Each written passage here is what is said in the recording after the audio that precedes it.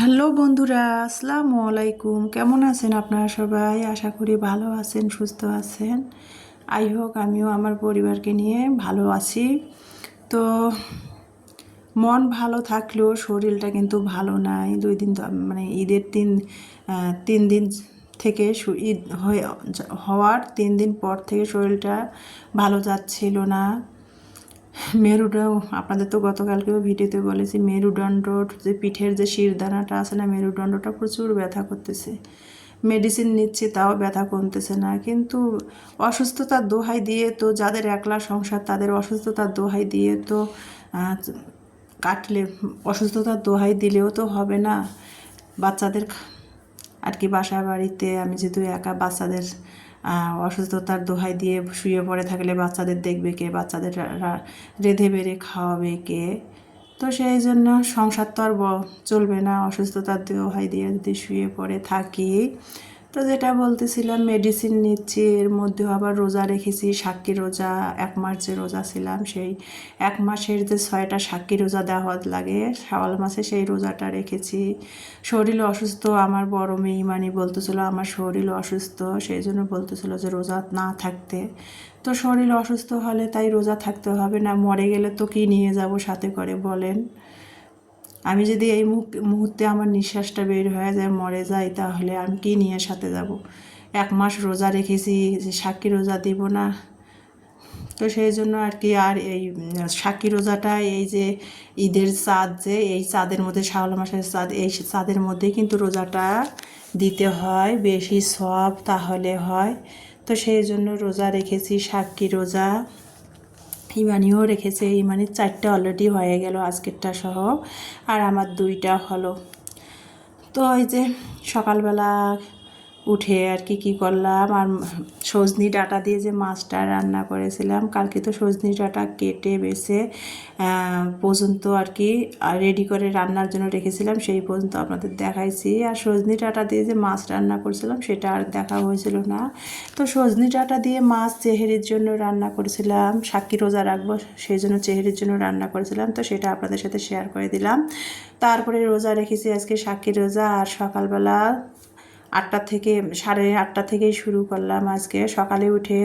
গতকালকে কিন্তু আমি আর কি অফ ক্যামেরাতে সামনের রুমের বিছানার বেডশিটটা তুলে ধুয়ে দিয়েছিলাম, কেচে দিয়েছিলাম, সেটা আর কি আজকে বিছানাটা খালি ছিল ওই সামনের রুমের।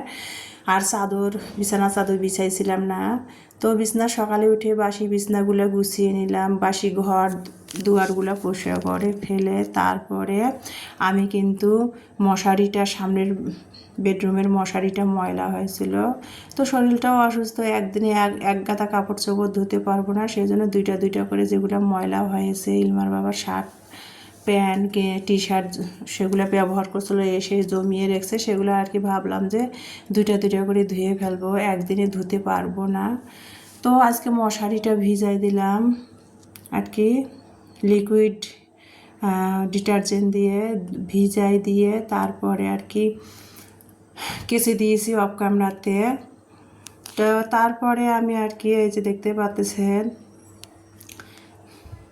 অফ ক্যামেরাতে কিন্তু আমি অন্যান্য কাজ করে ফেলছি, A to Z তো আর আপনাদের দেখা সম্ভব হয়ে ওঠে না। তাছাড়া আমার শরীরটাও ইদানিং ভালো যাচ্ছে না, মেরুদণ্ডর ব্যথায় আমি নিঃশ্বাস পর্যন্ত নিতে পারতেছি না, এতটাই যন্ত্রণা হচ্ছে। তো কি করার আর। তো তারপরে দেখতে পাচ্তেছেন এই যে ইফতার, যেহেতু সাক্ষী রোজা রেখেছি, সাক্ষী রোজার জন্য একটু জর্দা সেমাই রান্না করলাম। আমার মেয়েরা নাকি জর্দা সেমাই খাবে, তো জর্দা সেমাই রান্না করলাম কিভাবে সেটা তো আপনারা দেখতে পেলেন। আর ফ্রিজে বুটের হালুয়া বানাছিল, সেটা বের করলাম, খেজুর। আর আমার মেয়ে অফ ক্যামেরাতে আর কি আলুর পরোটা বানিয়েছে, সেটা আর কি আমি টেবিলে দিয়ে দিলাম। আমরা তিনজনের জন্য 3টা আলুর পরোটা বানিয়েছে, তো সেই জন্য আলুর পরোটাটাও নিয়ে নিলাম। ঝাল ঝাল করে আলুর পরোটা বানিয়েছে ইমানি, আলুর পরোটাটা নিয়ে নিলাম। জর্দা সেমাই ট্যাং দিয়ে শরবত বানিয়ে নিয়েছি, আর এই যে হালুয়া, বুটের হালুয়া।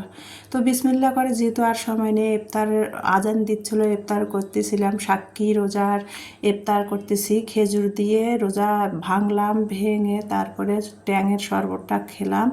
আর আমার মেয়ে আগে বলতেছিল যে আম্মু তুমি আলু ঝাল ঝাল করে আলু পরোটা বানিয়েছি, রোজা ছিল সারাদিন, এইটা খাও ভালো লাগবে।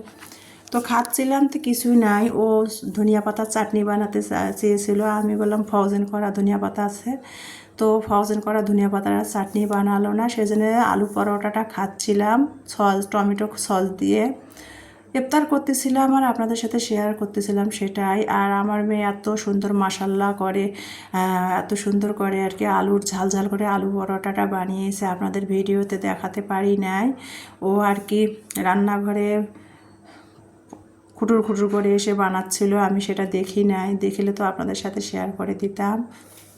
আরও ক্যামেরাতে কোনো কিছু ও অনেক কিছু বানাতে পারে, পড়ার ফাঁকে ফাঁকে অনেক কিছু বানায়, কিন্তু ও ক্যামেরাতে বন্দি করে, ক্যামেরা বন্দি করে এগুলো কাউকে দেখাতে চায় না, ও পছন্দ করে না। তো সেই জন্য ওর সব কিছুই আপনাদের আর ক্যামেরাতে মানে আপনাদের শেয়ার করতে পারি না। ও কিন্তু অনেক কিছু আমাকে রান্নাঘরে হেল্প করে পড়ার ফাঁকে ফাঁকে। ওর যদি ফাইনাল পরীক্ষা দিবে 26 তারিখে জুনের, পড়ার পাশাপাশি কিন্তু ও আমাকে অনেক কিছু, ওর যেটা খেতে মন চায় সেটাও অনেক কিছু রান্নাঘরে এসে করে, নিজেই বানিয়ে খায়। তো যাই হোক, সেটা আপনাদের সাথে আর দেখাতে পারি নাই। আর এই যে জর্দা সেমাইটা যে রান্না করলাম সেটা দিয়ে ইফতার খাচ্ছিলাম আর আপনাদের সাথে শেয়ার করতেছিলাম। আসলে গরম পড়েছে, কোনো কিছুই কিন্তু খেতে ভালো লাগে না। তো এই যে ইমানি নামাজ পড়তেছিল, আমিও নামাজ পড়তেছিলাম। আমার যেহেতু মেরুদণ্ডর ব্যথা, কোমরের ব্যথা, আমি মোড়া চেয়ারের মধ্যে বসে নামাজ পড়ি, আর ইমানি যায় নামাজ পড়তেছে। নামাজ পড়ে এসে একটু ফ্রিজ থেকে কোকাকোলা, ঠান্ডা কোকাকোলাটা বের করে খাচ্ছিলাম আর আপনাদের সাথে শেয়ার করতেছিলাম।